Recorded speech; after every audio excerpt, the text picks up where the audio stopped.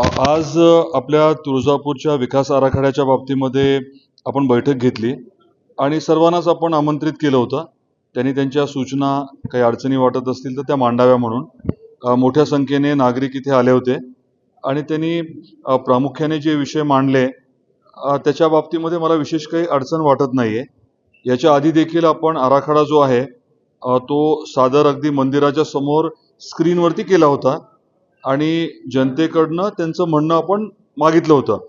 मग त्याच्यामध्ये पुजारी असतील, व्यापारी असतील आणि इतर नागरिक असतील, त्यांनी त्यांचं म्हणणं मांडावं आणि काही अडचणी असतील तर सांगाव्या आणि त्याच्या अनुषंगाने आपण त्या आराखड्यामध्ये बदल केले.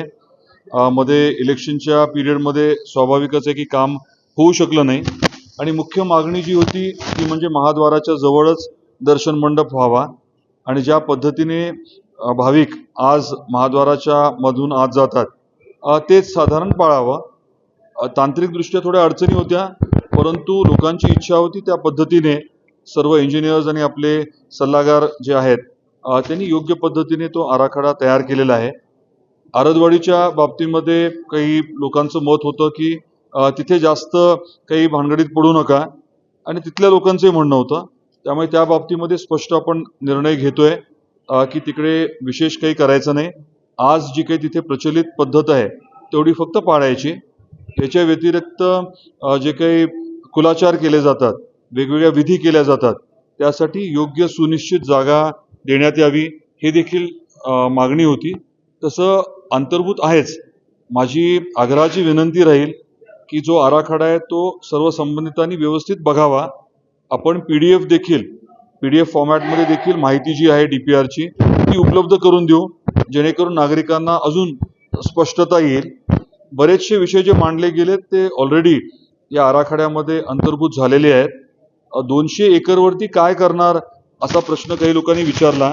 खरं तर आधीच्या आराखड्याच्या बाबतीत चर्चा करत असताना आणि आता देखील आपण सांगितलं होतं की आपली अपेक्षा अशी आहे की रोज किमान 1 लाख तरी भाविक आपल्या आईच्या दर्शनाला यावे आणि आलेले जे भाविक आहेत त्यांच्यापैकी एक 10% तरी लोकांनी इथे राहावं.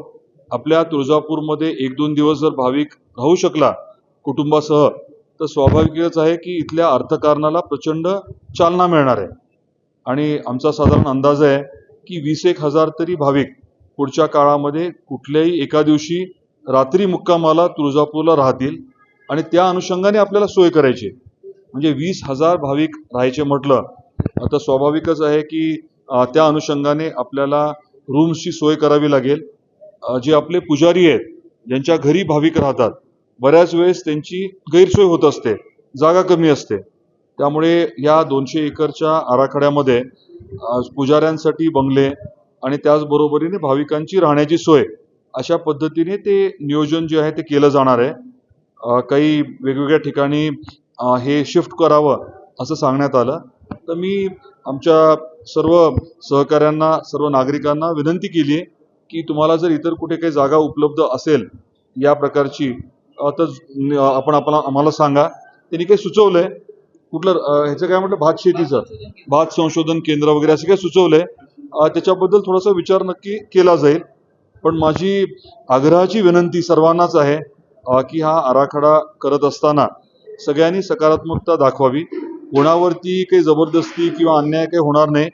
मुद्दाम जर कोणी काही खोड्या करत असेल तर मात्र ते देखील योग्य राहणार नाही. सर्वांनी सहकार्य करावं अशी पुनश्च मी विनंती करतो. दादा, थोडं मोठं काम आहे विकासाचं, राजकारण होताना थोडंफार दिसतं आपल्याला. नाही, आता इलेक्शन झाले म्हटल्यानंतर स्वाभाविकच आहे बऱ्याच जणांची इलेक्शन लढण्याची इच्छा असणार, राजकारण तापणार, हे सगळं बरोबर आहे. पण आपल्याला आपल्या केंद्र सरकारने पैसे उपलब्ध करून दिलेत. आपल्याला राज्य सरकार जो आहे मोठ्या प्रमाणामध्ये निधी देतोय.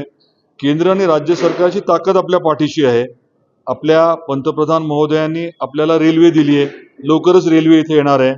आपले गृहमंत्री अमित शाह साहेबांनी तर वैश्विक दर्जाचं धार्मिक पर्यटन स्थळ म्हणून तुळजापूर विकसित करू हा शब्द आपल्याला दिला आहे. त्यामुळे एवढं सगळं आपल्या पाठीशी बळ असताना तुळजापूरकरांनी देखील इतर काही विषय जे आहेत ते बाजूला ठेवून ही जी संधी आहे एक वेगळा इतिहास निर्माण करण्याची ती संधी त्यांनी सोडू नये.